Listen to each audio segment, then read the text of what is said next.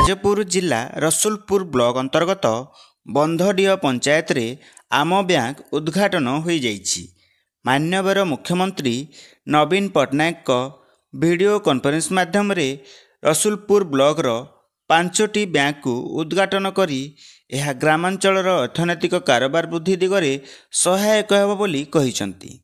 ଏହି ଅବସରରେ ବ୍ରହ୍ମବରଦା ଷ୍ଟେଟ୍ ବ୍ୟାଙ୍କର ଶାଖା ପରିଚାଳକ ମ୍ୟାନେଜର ଚିନ୍ମୟ ପ୍ରଧାନ, ବନ୍ଧଡିହ ବ୍ରାଞ୍ଚର CSP ମ୍ୟାନେଜର ସୁଶାନ୍ତ କୁମାର ସାହୁ, ବନ୍ଧଡିହ ପଞ୍ଚାୟତର କାର୍ଯ୍ୟନିର୍ବାହୀ ଅଧିକାରୀ ମାନସ ରଞ୍ଜନ ରାଉତ, GRS ସାଜଦ ଖାନ, ସମସ୍ତ ୱାର୍ଡ ସଭ୍ୟା, କମ୍ୟୁନିଷ୍ଟ ଷ୍ଟାଫ, ସ୍ୱୟଂ ସହାୟକ ଗୋଷ୍ଠୀର ସଦସ୍ୟା, CRP, MBK ଯୋଗ ଦେଇଥିଲେ।